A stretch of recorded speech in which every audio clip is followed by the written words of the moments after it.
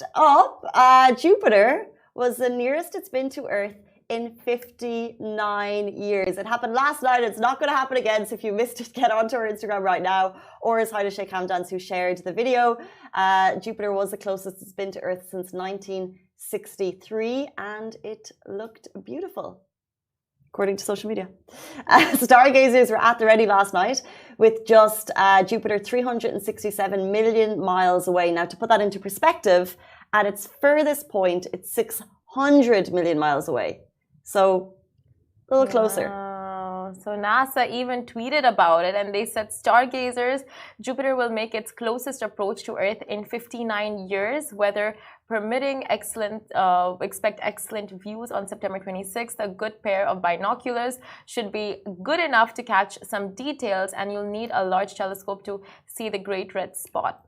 And it's not going to happen again for many, many years. So if you were out, this is the thing. I wish we had reported about it the day before, because one amazing video has captured Jupiter behind the Burj Khalifa, shared by His Highness Sheikh Hamdan, Vice Crown Prince of Dubai, on his Instagram feed at Fuzz3. If you want to check it out, we've also shared it on our own, and it looked pretty cool. Like we were just talking about the joy of stargazing and seeing pretty things in the sky. As simple as that, basically. That was the caption? No, but no. But before the show, we were talking about it's just a nice thing to do. Just look up at the sky, look at pretty things. I am so jealous. I am so jealous of every single humanoid that got to witness Jupiter last night. What's a humanoid? Like a human. I'm just jealous. Like burning with jealousy. Like, I really wanted to see Jupiter, but it completely skipped my brain. And I was out and about at that time as well. I literally could have seen it and spotted it, but no. And these things are so interesting. You know, like blood moons, super moons, Jupiter being close to Earth. And like it does so much with like the planet alignment, the alignment of your energies, the cosmos. I'm with you until a certain point. I'm with you until I don't remember, celestial movements and the planetary movements being as publicized when I was growing up, so I was less aware. But now when we talk about like the red moon and supermoon, I'm like, wow, they're so beautiful. And you do see them in Dubai. We miss the stars because obviously we're in the city, so if you want to see the stars, get out to the desert. But you can still see the moon from so many different places. Like obviously you can see from every places, but there is better vantage points. Yeah. And it just looks crazy. But it's amazing to see Fazza always on the ball with these things. He just knows. He never misses, like be it a super moon, a blue moon, whatever it is, he captures it or he talks about it or he knows about it. Like, I think he's very big into astronomy, right? And photography. And if you're on his Instagram stories this morning, he was up at like 4 or 5 a.m. out in the desert with the most beautiful scenery. He just, shows the city and the country in the best possible light.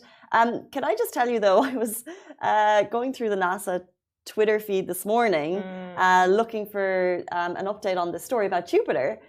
Something freaked me out.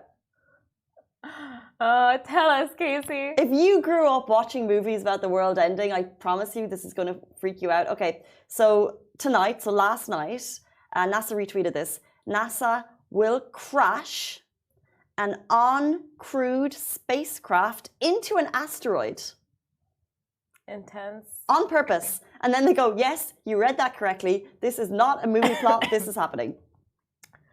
Oh, that makes me nervous. The DART mission is the world's first mission to test technology for defending Earth against potential asteroid or comet hazards. So they're basically saying that we could potentially be hit by an asteroid or comet, but they're, throwing these uncrewed spacecraft into it just to see what happens. And I'm like, oh.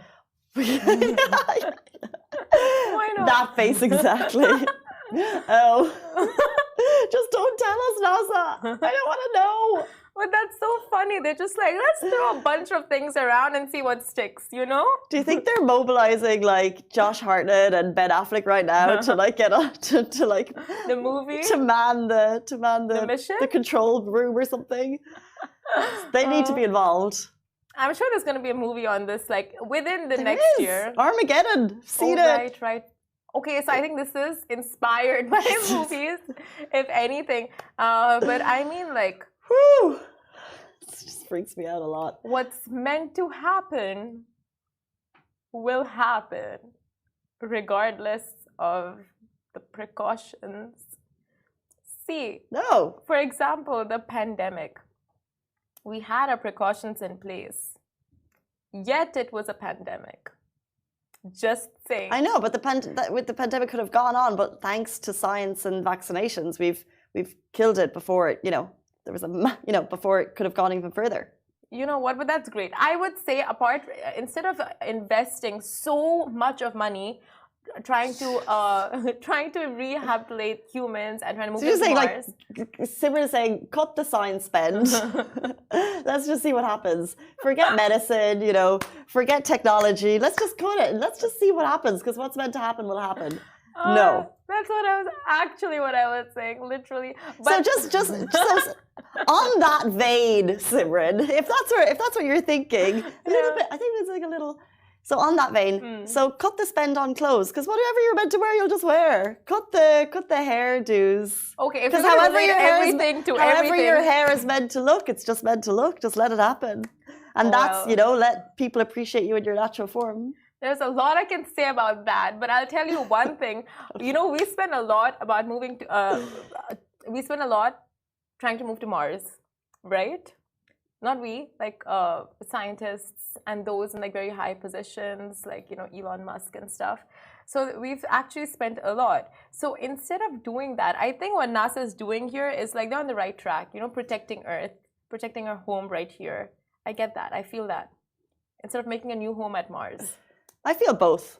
You feel both? Yeah, do both. Why not? Protect and find a separate planet when we ruin this one. Speaking of people who are going to save this planet, do stay tuned. We're going to be joined by one of the Arabian Ocean rowing team. They will row 5,000 kilometers unsupported across the Atlantic Ocean. And we're going to have Toby Gregory with us right after this. Saving the planet, one step at a time. Guys, we're on a break. If you want